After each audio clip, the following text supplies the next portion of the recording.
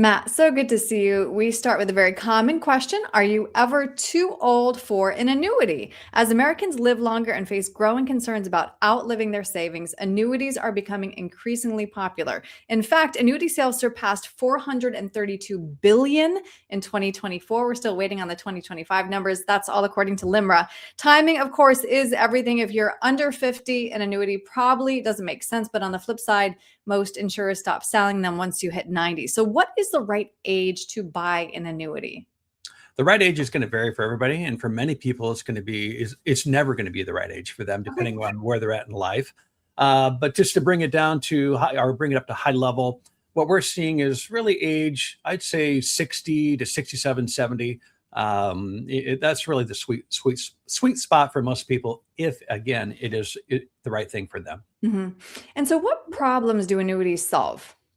Primarily, annuities are designed as income replacement vehicles. So really, back in the day, we had pensions. We'll get to that in a second. But before we get there, let me just explain the different types of annuities, right? Because it's very confusing. I mean, there's some very high-level people out there in media that talk about how all annuities are bad.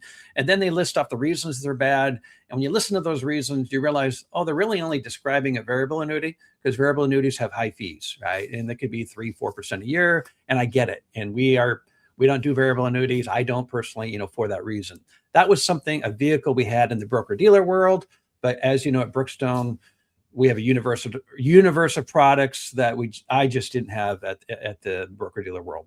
So high level, 3 different types: variable annuity, high fee, tied to the market. You have real mutual funds inside, so you have additional fees there. Market goes up, you go up. Market goes down, you go down, right? On the other end of the spectrum, we have fixed annuities. Think of it like a CD replacement, but it's backed by an insurance company. So you can have a multi-year guarantee annuity. But the rate of return is generally going to beat the bank. So I can get a 1-year, 2-year, 3-year, 5-year CD replacement from an insurance company. So there's different guarantees there that we could talk about outside the bank and bank risk. But high level fixed annuities, no fee, better rate of return than the bank. In the middle, we have indexed annuities. Indexed annuities are like a mix of the two, in a sense, to where if the market goes up, we go up. Every year we lock in our gains. Market goes down, we do not go down.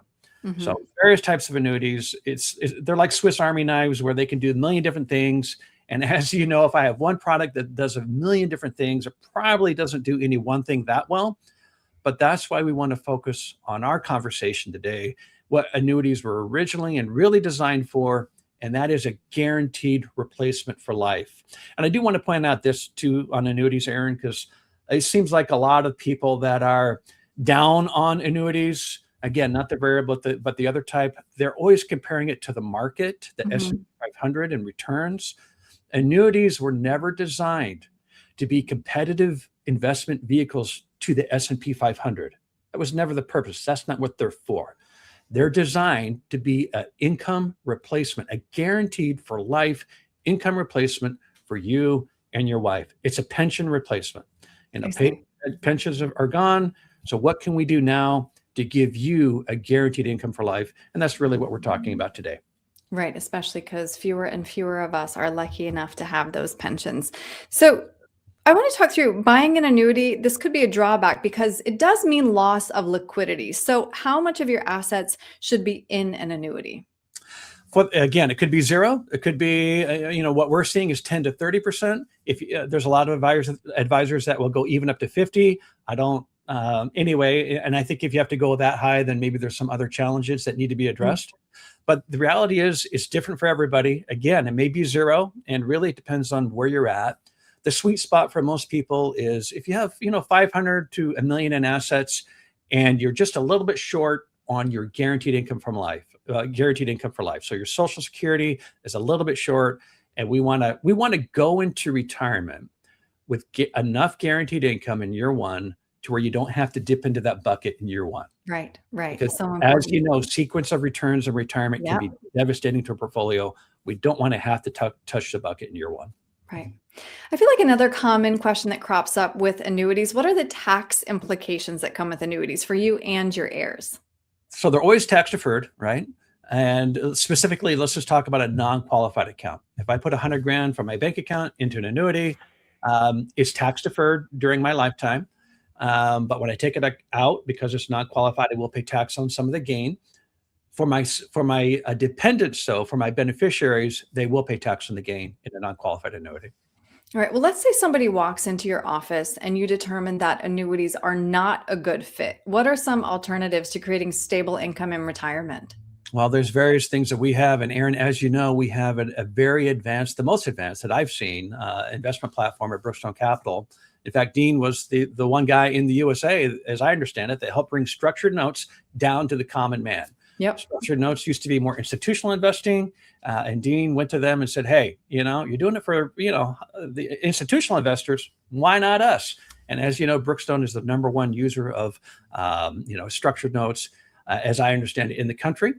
A structured note, there's hundreds and even thousands of variations that can be very confusing, but high level, we can get a coupon rate that's a net to the client of 6, 7, 8%, sometimes even higher, depending on the structured note.